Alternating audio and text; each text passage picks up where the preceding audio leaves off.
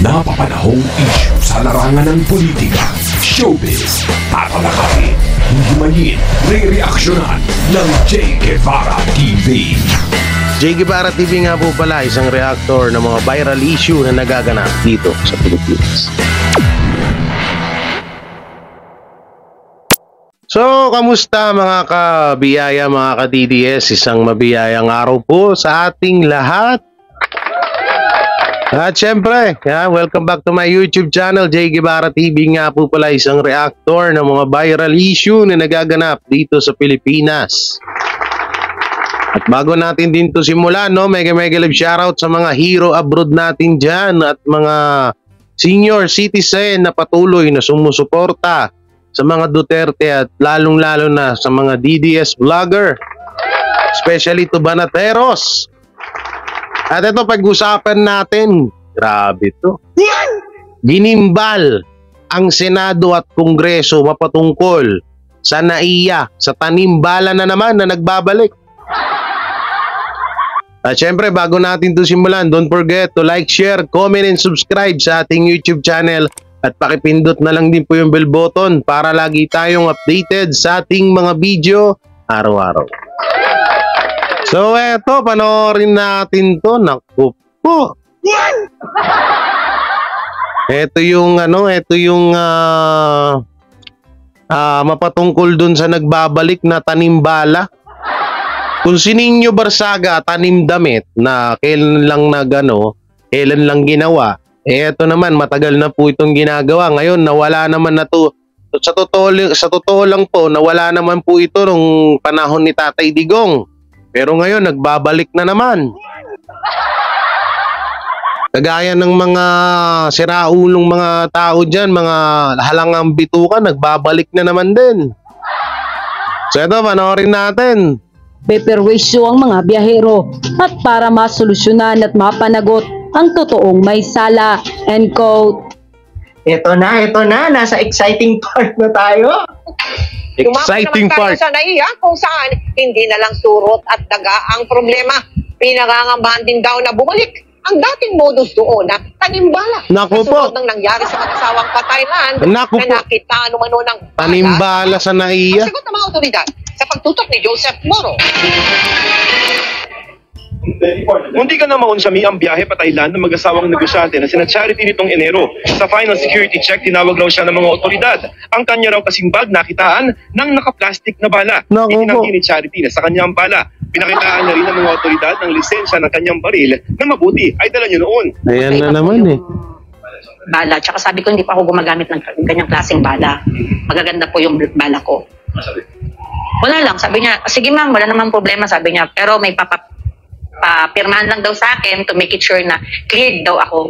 Inayagan naman sila mag-asawa na makasakay at wala rin kasong inihain sa kanila. Pero bago raw ang insidente, may napansin na siyang kakaiba sa airport na mag-withdraw siya ng pera. Ang daming nagtatanong, naka-civilian sila. May bumabangga sa akin. Nilapitan ko yung asawa ko. Pagkatapos ng insidente, pinost ni Charity ang video sa social media para magsilbing babala sa publiko. Sa tanong tuloy, alam nyo, kung gano'n na pala yung nangyayari sa inyo, lalo na yung mga, kasi modus yan modus po yan ng mga loko-loko dyan. Na kung nga rin, kakausapin ka, babangga-banggain ka. Lalong-lalo na po dyan sa mga nandyan na pupunta sa NAIA. Dapat pag mga ganong sitwasyon na po, maging alerto na po kayo. Maaari mag-video kayo. Tsaka ito bakit hindi pina-replay yung CCTV sa NAIA?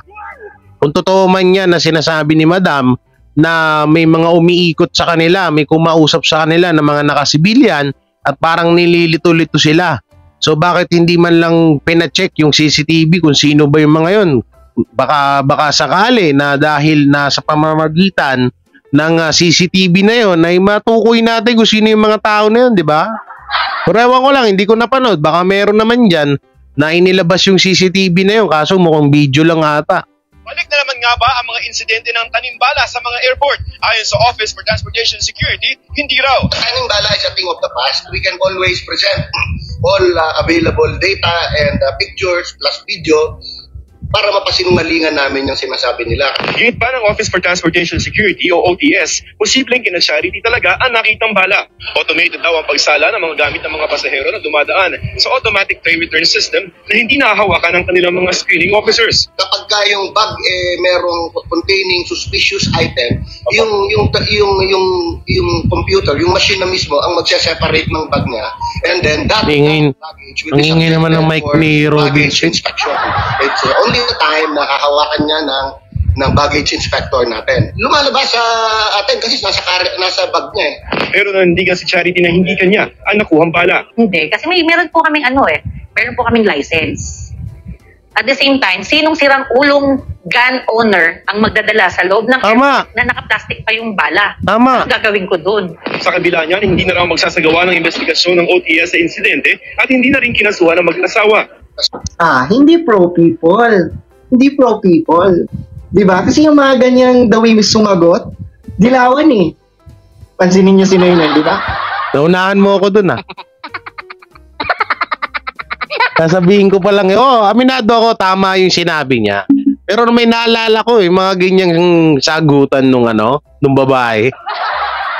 Parang kakaiba Naunahan mo lang ako Alam niyo yung mga ganitong tactic talaga, yung mga ganitong salita nitong si Madam, parang diskumpiyado tayo dito Paano kung wala kanin? Imagine nyo, instead na paimbestigahan na lang nung personnel sa NAIA, di ba? Kasalanan pa! Di ba? Saka ito pinagtataka ko, bakit hindi kinasuhan, ba't hindi pinaimbestigahan yung babae? Bakit pinalagpas? Pero sa iba, paano kapag sa iba-iba nangyari yun? Na talagang nagsisimula na naman yung laglag bala na yan. O yung hulog bala na yan. No? Paano pag sa iba nangyari yun? Tapos kawawa rin naman yung tao. No? Tapos hindi, hinayaan nyo lang. Hindi nyo man lang inimbestiga, hindi nyo man lang pinakita yung CCTV footage. Kasi dito, nagsalita siya Diba? Na may mga taong pumaligid sa kanya. So doon, may kayo. May pwede kayong makitaan ng pruweba kung sino ba yung gumagawa ng mga laglag bala na yan. Ay pa, nung nagreklamo, Power, diba, dapat pro-people kayo. Pag may nagreklamo, dapat imbestigahan nyo yung sa loob ng NAIA. Tama. Hindi yung magbibigay pa kayo ng rason, kasi ganito, kasi ganyan. Nako, di ba? Imagine yung mga lods, pansin nyo ba? Nung wala na si Duterte, grabe, ang daming issue sa NAIA. Yung lunok pera, di ba? Yung lunok pera. Dati wala namang ganyan Di sa totoo, meron naman talagang ganyan dati yung laglag bala na yan. Pero nung umupo si Tatay Digong, biglang nawala lahat yan. Ewan na lang natin ngayon, ba't bumabalik na naman? Now, panindigan, di ba? Panindigan ngayon yung slogan na Bagong Pilipinas. Diyan mapapanindigan. Dapat, hindi ganyan. Kasi baka ang tatatak. Kasi mahirap kasi ang nangyayari ngayon na lagi nilang sinasabi na or yung slogan nila na Bagong Pilipinas ay parang bumabalik huli tayo sa dati. Sa dati na hindi po panahon ni Tatay Digong. Dahil nung panahon ni Tatay Digong wala namang mga ganyan. Pero ngayon unti-unti na silang nagbabalikan. Sa mga tao, no? Bagong Pilipinas na sinasabi nila baka lumang Pilipinas kasi nagsibalikan Tanimbala, problema sa NAIA. Natatawa lang ako kasi may iba pang nag-reason out na parang sinet up daw yung mga nangyayari sa NAIA. Para siraan ang admin na to. Alam nyo, wag na magpalusot. Imbestiga. Alam nyo, yung mga ganyang dahilan nyo, gawain nyo yan. Takot kayo sa sarili nyong multo? Gawain nyo yan, hindi gawain ng... sasabihin nyo na naman, gawain na ginawa lang to ng mga Duterte para siraan ng Pangulong Bongbong Marcos. Yan na naman. Sana paulit-ulit na lang yan. Wala na bang bago? Lang ayusin, 'di ba? Kasi airport natin 'yan Wala namang may gustong maging pangit ang reputasyon ng airport natin. Tama. Masayang-masaya na nga tayo na dati nakapasok sa top 10 most improved airport, ang Tama airport yun. natin. Tapos ngayon bumalik sa ganun. Nagsalita na po si Enrile. Alam niyo po, ito may bigat po to. Pag nagsasalita po si Enrile, natandaan niyo yung Ito na, gusto ko, kinontra happy ni ka. Enrile yung powers niya, no? Enrile. Kinontra niya yung powers no ni humingi ni special power si executive secretary dati, no? Si Rodriguez. Sino to? Nung kinontra niya yan, nauwi yun sa pagkasibak, no? Ni Rodriguez. Ano pa? Basta marami po na influential po talaga si Enrile. Natutuwa po ko kasi ang tagal na nating pinapanawagan to. Yung pinagmamalaki ng mga senador na heads must roll. Sana po matuluyan na sila rito sa si Enrile na po na nananawagan na heads must roll. Nagsusuri lang. Sorry lang ang katapat ng mga perwisyong ginagawa ninyo sa airport. Ano sabi ni Enrile? May katumbas yung kayo tinanggap kayo sa katungkulan nyo bilang trabahador sa NAIA, kung sino man yung dapat sisihin dyan sa panibagong brownout, may katumbas po na ano yan na alam mo, tama naman yung sinabi, napanood, nabasa ko rin yung sinabi ni Enrile na yun. Ewan ko kung may video nun, pero ako nabasa ko yun. No? Tama naman eh. Ito, tanong ko din sa mga, ano ko rin sa mga senador, no? Sa Senado, sa Kongreso, na kaysa kesyo na nag-aaksaya kayo nung panahon kapag nag-aaksaya kayo nung panahon para siraan ng mga Duterte, ayun yung pagtuunan ng pansin to. Itong problema sa NAIA. Hello? Ha? Patayin yung pagtuunan ng pansin to sa NAIA. Kasi, di ba, hindi kayo may expose, hindi kayo mapag-uusapan, ganun ba? Kasi kapag Duterte ang pinag-usapan nyo or pinaglaanan nyo ng pansin or pinaglaanan nyo ng paninirang puri, talagang mapag-uusapan kayo, ganun ba? Pero pag dito sa NAIA na ito yung dapat na trabaho nyo, hindi nyo pinag-aaksaya ng panahon. O katulad niya, Risa, kaysa puro ka Q-buloy, Q. Wala nang lumabas dyan sa bibig mo kundi Q. Para ka lang yung kakilala kong vlogger na lahat na lang ang content Q. Puro na lang Q eh. Wala na bang K? Wala bang M? Promote nyo naman yung presidente nyo ba? Nakakahalata na si Gadon sa inyo, oh. Nak ng teteng, si Gadon nagmamakawa na. Nagmamakawa ng i-promote nyo naman sa mga YouTube channel nyo or i-vlog nyo yung mga magagandang nagagawa ng presidente nyo kung meron man. Hindi yung puro Q. Hindi puro Duterte. Isang pag-aksayan nyo ng panahon yung yung patungkol dyan sa sa mga ginagawang maganda ng Pangulo nyo. Walang yan, lahat na lang umiikot yung, alam nyo, umiikot mundo nyo sa mga tinatawag nyong manyakis at bobo at demonyo. Umiikot ang mundo nyo sa tatlong kinakamuhian nyo. Banatbay, Kibuloy, Duterte. Diyan umiikot lang mundo nyo, pero yung presidente nyo hindi nyo ma-promote. Ba't hindi nyo ma-promote? Wala bang ginagawang maganda ka? Hindi nyo ma-promote? Ganun ba? Ano na, nanawagan na sa inyo si Gadon, no? Na baka naman daw, kung sakali, na sana, na pagtuunan nyo naman ng pansin ng ginagawa ng ating gobyerno. Nangyayari kasi puro na lang kayo Rodrigo at Cubuloy, Robin, BP Sara. Isa nadadamay pa si Banatbay. O shoutout dun sa vlogger na may 700k monthly. Di ko alam kung monthly or per contract yun. Kung pang 1 year contract ba yung 700k na yun. Sana all. Kung ako may 700k, nagpagawa ako na yung bahay ko. Ang tagal nang nakatenga. Eto lang ulit-ulitin ko to. No, kasi lagi niyo sinasabi, wala, napag-uusapan na kasi ako eh. Thank you very much. Ang hirap pag napag-uusapan ka palagi, no? Lalong-lalo niyo dyan sa GC nyo. Meron pa nga ako nalaman eh. Wag niyong banatan yan si Jay. Pag binanatan nyo lang, lalong uugong ang pangalan yan. Sabi ba naman doon sa GC, oh. Wag nyo nang patulan yan si Jay. Kasi kapag once na pinatulan nyo, hindi kayo tatantanan yan. Uugong pangalan yan. Mas lalo nyo lang papasikatin yan. Sikat na ba ako? Hindi ko ramdam. Ako wala akong pakialam dyan sa sikat-sikat na yan. Basta itong mga ginagawa ko, masaya ako dito, kontento na ako dito. Hindi kasi may mga nagsasabi, may mga na kaya hindi daw ako pinapatulan kasi nga baka daw mas lalong sumikat. Sumikat? Di naman ako sikat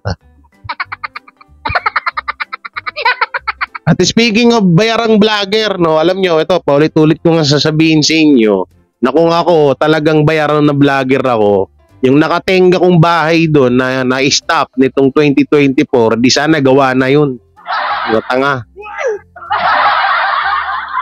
Yung bigat po, yung parang hindi po yung simpleng brownout eh. Yung epekto po niyan eh.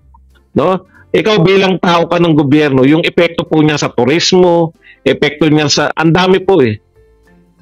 Panawagan tayo ng panawagan, punta si Pangulong Marcos sa ibang bansa. Maganda po yun, nag-i-invite tayo ng investment. Nag-i-invite tayo ng gumagastos yung tourism natin. Pinapaganda natin yung Boracay, pinapaganda natin yung Siargao, no? Pagdating dito sa airport, brownout lang katapat. Sino ito nagsasalita? Parang familiar yung boses. Nagtatrabaho sa gobyerno. Marami pong nagtatrabaho sa gobyerno eh. Kung sinasadya nyo man yan sa ngalan ng privatization, putya masama po yan. Ang dami po nananawagan ng privatization. Tsaka ito, atong naiyan na to, alalahanin nyo, may history to patungkol sa mga Marcos at mga Dilawan. Kaya wag niyong pagbibintangan ng mga Duterte kung sakali man na may mga nananarantado dyan sa NAIA, hindi mga Duterte yun, maaari yung mga Dilawan. Dahil alam naman natin ang history ng dalawa na yan, dahil yung NAIA na yan, hindi naman dati ganyan, hindi naman dati Ninoy Airport ang pangalan niyan. Hindi naman ganito dati pangalan nito eh, Ninoy Aquino International Airport. Kaya tinatarantado to ng mga Dilawan, parang nga mabawi nila to. Kasi ang bali-balita ay babalik tong NAIA sa dati niyang pangalan. No, hindi ko lang matandaan kung ano yung dati niyang pangalan. Ano ba ito dati pangalan nito? Philippine National Airport ata. Yun ang Philippine National Airport ata ang pangalan nito. Hindi ako nakapag-research, sorry. Hindi ko na maalam na matatapik ko itong about sa Dilawan at Marcos.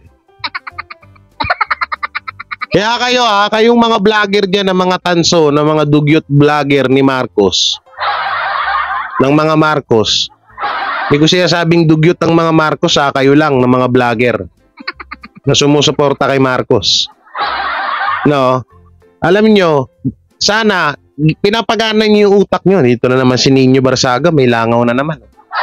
Pinapagana nyo dapat mga utak nyo. Hindi mga Duterte tumatarantado dyan, mga Dilawan. Nga pa nga. Alam niyo po, magtapatan na tayo. Actually, tinapi ko na to nung mga nakaraan. Nakalimutan ko na rin lang. Binalik ko na naman po. Ito na naman po, no? Updated na po to 2023. Alam ko may topic na ako nito nung mga months ago. Sagutin po natin straight. Bakit po ba kayo privatize ng airport? Alam niyo po ba na ang pinaka best airport sa buong mundo ay pag-aari ng gobyerno? Tama. Yung top 4 na yung kasama sa best airport sa buong mundo, government owned. Ito kasi yung hindi napapansin ng mga supporters ng mga Marcos. Kasi nakapokus lang kasi sila sa nakapokus lang kasi sila sa mga Duterte. Ito yung hindi nyo napapansin. Unti-unti na kayong kinakain ng mga Dilawan, hindi nyo ba napapansin? Inuumpisa na nila sa NAIA, oh. Hindi nyo pa rin ba napapansin? Naunti-unti nila kayong ginagapang. Tapos yung mga dilawan pa, yung kinampihan ni Pangulong Bongbong Marcos kaysa sa mga Duterte.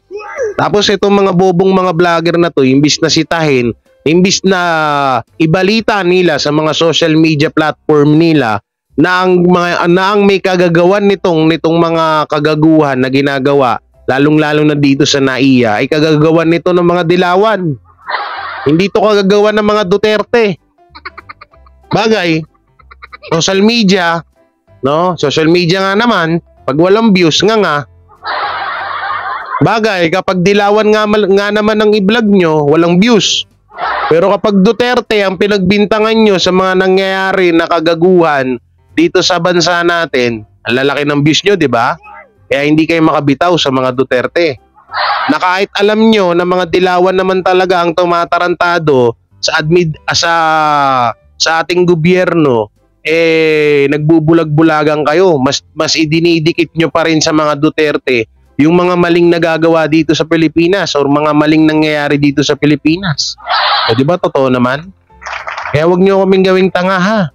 Hindi kami katulad nyo.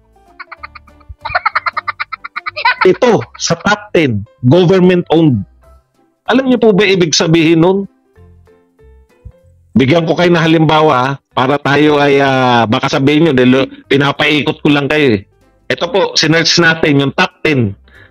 Ngayon, latest sa buong mundo. Number 1 po yung Singapore Changi. Singapore Changi po ay pag-aari ng gobyerno. Doha Hamad International Airport sa Qatar. Pangalawa po sa top 10. Top 10 na pinakamaganda, best airport, pag-aari po ng pamahalaan. Number 3 po, Tokyo International, Tokyo Haneda. Number 3 po sa pinaka-best na airport sa buong mundo, pag-aari po ng pamahalaan. Number 4 po, Seoul Incheon, pag-aari po ng pamahalaan. Yung Paris, yung number 5, hindi. Okay. Number 6, Istanbul, pag-aari ng pamahalaan. Munich, pag-aari ng pamahalaan. Number 8, Zurich, hindi ako sigurado sa Zurich. Tokyo Narita, pag-aari ng pamahalaan, at Madrid Barajas, yun po, ang top 10. 7 out of 10 ay pag-aari ng pamahalaan. In fact, yung pinakamagandang airport, Changi Airport, pag-aari ng pamahalaan. Ano pa po ang gusto ninyo? Na, ibig sabihin, no? Lahat po nagsasabi na hindi po yung pag-aari ng pamahalaan ng problema, yung mga taong nagpapatakbo niya ng problema. Siguro alam din ng mga tao diyan. Ito kasi pwede rin kasi itong mangyari, mga kabiyaya, na alam na nila naman na talaga na dilawan ng sumisira dyan sa NAIA na yan. Pero pilit nilang sinasabi at pinapalaganap sa mga tao na mga Duterte ang naninira dyan. Kasi nga, ulit-ulit ko na lang sinasabi dito na lahat ng mga nangyayari dito sa Pilipinas na kagaguhan ay ibinabato sa mga Duterte para masira sila. Sa tingin nyo gagawin pag-aaksaya ng panahon to ng mga Duterte? Eto, mag-isip-isip kayo. Sila nga nagpaganda dyan eh. Sila nga nagpatino sa mga tarantadong mga tao dyan eh. Tapos sisirain nila ngayon. Mga bobo ba kayo? Di ba kayo nag-iisip? Isip-isip minsan, ha? Minsan magkakain kayo. Sa sobrang hayok nyo na mag-vlog, maggawa ng video mo patungkol sa mga Duterte para masirahan, nalilipasan na kayo ng gutom. Kaya kung ano-ano na lang yung pumapasok sa isip nyo. O sadyang nagtatanga-tanga na lang talaga kayo dahil may mga nakatapal na pera dyan sa mata nyo, sa ulo nyo. Kung ilan itong mga hype na to, nanggigigil na naman ako. O ikaw, Ninyo Barsaga, gusto mo saksak ko to sa lalamunan mo? Para matanggal yung plema-plema mo dyan? Ay naman, kung makamura ka kay Tatay Digong at kay BP Sara, kala mo napakatino mo ah. Sungal-ngaling kita nito. Pag pinasok ko to sa bunganga mo, tanggal lahat yan. Itong hype na to, ginigigil ako. Isalpak ko sa tiwop mo to. Alam nyo ba yung tiwop? Balik na rin yung tiwop. Ha, di ko na kailangan sabihin. Pag pinasok ko to dyan, tanggal lahat ng bagabag dyan. Itong hype na to, sagwa ng bunganga ang puta pagkatas mo. Putangin na ikaw, pinagkaperahan mo ang mga Duterte noon, tas ngayon mo, mura-murahin mo lang din. Bagay, sa palibasa, ganyan ka talaga. Ganyan ka talaga, no? Yung tipong gustong-gusto mong mambalahura ng tao, no? Tapos yung mukha mo, mukhang balahura din. Yung pagkatao mo, balahura din. Ang hilig mong manita, ang hilig mong manita sa mga tao, no? Ang hilig mong balahura sa mga tao, lalong-lalo na sa mga Duterte. Pero hindi mo ba nakikita yung wala bang salamin sa inyo? Tapos walang niya sa mga puso, puro puro pang Bible verse. Gusto mo ba ilagay kita sa verse? Gusto mo bang verse? O bars? Tangina to. Mo, malapit ka na magka-bars, ha? Malapit ka na magka-bars. Antay ka lang, waiting ka na lang dyan. Para mapa-unlad yung airport kasi privatized, di ba? Hindi po. Saka yan na nga po, pinakita na natin, no? Alam po ang natin, no? Kung pagpapatuloy nyo po yan, yung privatization na yan, sa pangunguna nito ni Bautista, sinusuportahan itong mga sa Senado, si Senador Grace po, at saka itong lately, ito pong si Senator Chis Escudero. Itong mga senador na rin doon, wala na rin believe ko dyan kay Grace po. Dati tinutino niyan. Pero ngayon wala na rin, ngangabels na rin eh. Okay, sa pag-aksyahan nyo ng panahon, yung pangbabatikos nyo sa mga Duterte, mga congressman, o mga senador dyan, pagtuunan nyo ng pansin yung sarili nyong problema. Hindi pa nga kayo tapos sa mga problema nyo, lumalaktaw na agad kayo sa kabilang problema. Baka mamaya magka-problema kayo. Dahil ultimong sarili nyong problema, hindi nyo matugunan. Tapos problema ng mga Duterte, gusto nyong tugunan? Problema na nila yon. Huwag na kayo makisawsaw. Unahin nyo yung mga problema nyo. Dahil problema sa naiyan, hindi nyo magampanan, no? Yun lang. So yan mga kabiyaya, mga DDS, anong masasabi nyo rito sa napanood nyo? Comment nyo lang po dyan sa baba. At syempre, don't forget to like, share, comment, and subscribe sa ating YouTube channel. At pakipindot na lang din po yung bell button para lagi tayong updated sa ating mga video araw-araw. At please subscribe my second channel, J. Guevara Official at Chris MTV. And pakisubscribe din po yung gumagawa po ng aking intro at end screen na si Sir Ayi. Nandiyan po sa description ng kanilang mga link. At sa mga gusto pong mag-contact sa akin kung ano yung mga katanungan nyo, basta wag lang katangahan. Ang aking Facebook page ay Charlie J. Guevara. At ang aking Facebook page, pakipollow na rin po na J. Guevara 18. So yun, maraming salamat. Ingat po kayo palagi. God bless and peace and bye-bye.